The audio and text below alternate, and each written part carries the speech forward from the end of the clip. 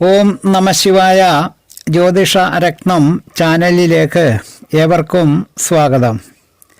ഗ്രഹനിലയിൽ ലഗ്നഭാവം മുതൽ 12 ഭാവങ്ങളും ആ ഭാവങ്ങൾക്കെല്ലാം ഓരോ ഭാവനാഥന്മാരും ഉള്ളതായി ജ്യോതിഷത്തിൽ സങ്കല്പിക്കപ്പെടുന്നു. ഓരോ ഭാവത്തിൻ്റെ നാഥന്മാരും ഏതേത് ഭാവങ്ങളിലാണ് ജനന സമയത്ത് സ്ഥിതി ചെയ്യുന്നത് എന്നതിൻ്റെ അടിസ്ഥാനത്തിലാണ് ജ്യോതിഷിമാർ ഓരോ ജാതകരുടെയും ജാതക ഫലങ്ങൾ നിർണയിക്കുന്നത്.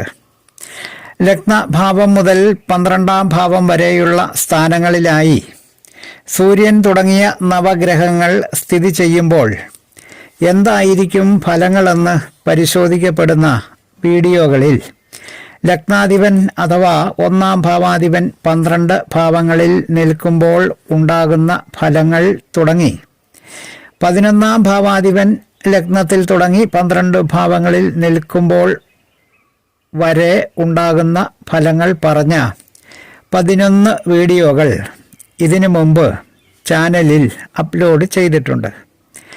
ഈ വീഡിയോയിൽ 12ാം ഭാവാധിപൻ ലഗ്നഭാവം മുതൽ 12 ഭാവങ്ങളിൽ നിൽക്കുമ്പോൾ ജാതകർക്ക് ഉണ്ടാകുന്ന ഫലങ്ങളാണ് പറയുന്നത്. ജ്യോതിഷ വിഷയങ്ങളോട് താല്പര്യവും വിശ്വാസവും ഉള്ള ഏവരെയും പുതിയ ഒരു വീഡിയോയിലേക്ക് സഹർഷം സ്വാഗതം ചെയ്യുന്നു, ക്ഷണിക്കുന്നു. ആദ്യമായി 12ാം ഭാവാധിപൻ ലഗ്നത്തിൽ നിൽക്കുമ്പോൾ അഥവാ 1ാം ഭാവത്തിൽ നിൽക്കുമ്പോൾ ജാതകൻ വിരഹദുഃഖം അനുഭവിക്കേണ്ടി വരുന്നതാണ്. ജാതകൻ പുരുഷനെങ്കിൽ ഭാര്യയുമായോ സ്ത്രീയെങ്കിൽ ഭർത്താവുമായോ വേർപെട്ട് ജീവിക്കേണ്ടി വരും. ഇത് എപ്പോഴുമല്ല. വിദൂര സ്ഥലങ്ങളിൽ ജോലിയും മറ്റുമുള്ളവരുമെങ്കിൽ ഈ അനുഭവം ആയിരിക്കുമല്ലോ ഉണ്ടാകുന്നത്. ജാതകൻ്റെ വിദ്യാഭ്യാസം പൂർത്തിയാകാതെ വരികയും വിദ്യ കുറയുകയും ചെയ്യുന്നതാണ്. അടുത്തത് 12ാം ഭാവാധിപൻ 2ാം ഭാവത്തിൽ ജനന സമയത്ത് നിൽക്കുമ്പോൾ ജാതകൻ നല്ല ഗുണവാനായിരിക്കുകയും ധർമ്മനിഷ്ഠയുള്ളവനും ആരോടും സൗമ്യമായി സംസാരിക്കുന്നവനും ആയിരിക്കും.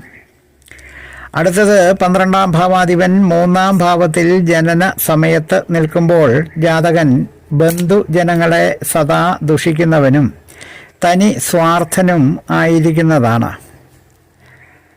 അടുത്തത് 12ാം ഭാവാധിപൻ 4ാം ഭാവത്തിൽ ജനന സമയത്ത് നിൽക്കുമ്പോൾ ജാതകൻ മാതാവിനെ ദ്വേഷിക്കുന്നവനും ധനനാശത്തിന് ഇടവരുന്നവനും ആയിരിക്കും.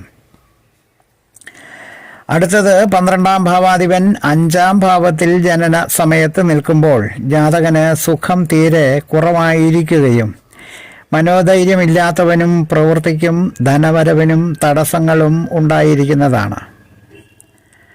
അടുത്തത് 12ാം ഭാവാധിപൻ 6ാം ഭാവത്തിൽ ജനന സമയത്ത് നിന്നാൽ ജാതകൻ ധനനാശത്തിന് ഇടവരുന്നവനും മാതാവിനോട് ദ്വേഷബുദ്ധി പ്രകടിപ്പിക്കുന്നവനും ആയിരിക്കും. അടുത്തത് 12ാം ഭാവാധിപൻ 7ാം ഭാവത്തിൽ ജനന സമയത്ത് നിന്നാൽ ജാതകൻ വിരഹദുഃഖം അനുഭവിക്കേണ്ടി വരും. ഭാര്യയുമായി അകന്ന് കഴിയേണ്ടി വരും. ജാതക സ്ത്രീയെങ്കിൽ ഭർത്താവുമായി അകന്ന് കഴിയുന്നവരായിരിക്കും. ധനത്തിനും വിദ്യയ്ക്കും കുറവുണ്ടാകുകയും ചെയ്യുന്നതാണ്. ജാതകരുടെ വിദ്യാഭ്യാസം ഒട്ടു പൂർത്തിയാകുകയുമില്ല. അടുത്തത് 12ാം ഭാവാധിപൻ 8ാം ഭാവത്തിൽ ജനന സമയത്ത് നിന്നാൽ ജാതകൻ നല്ല ഗുണവാനായിരിക്കും. ആരോടും വളരെ സൗമ്യതയോടുകൂടി സംസാരിക്കുകയും ധർമ്മനിഷ്ഠനും ആയിരിക്കുന്നതാണ്. ജാതകൻ ദീർഘായുസുള്ളവനും ആയിരിക്കും.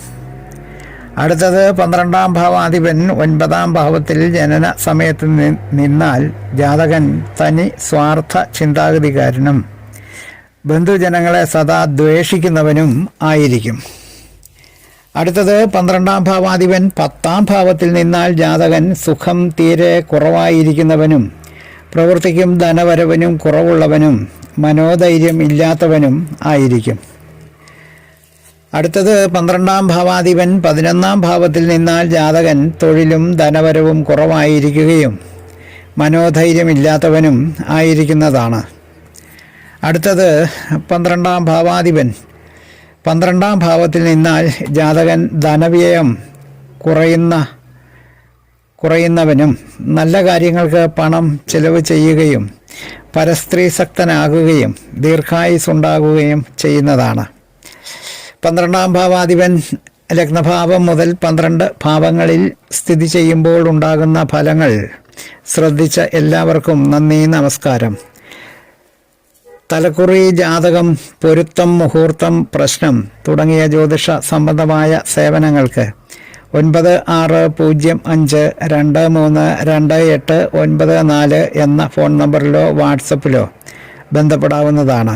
സ്നേഹപൂർവ്വം മോഹനൻ ജ്യോത്സ്യർ, ജ്യോതിഷ ആചാര്യ. ഓം നമഃ ശിവായ.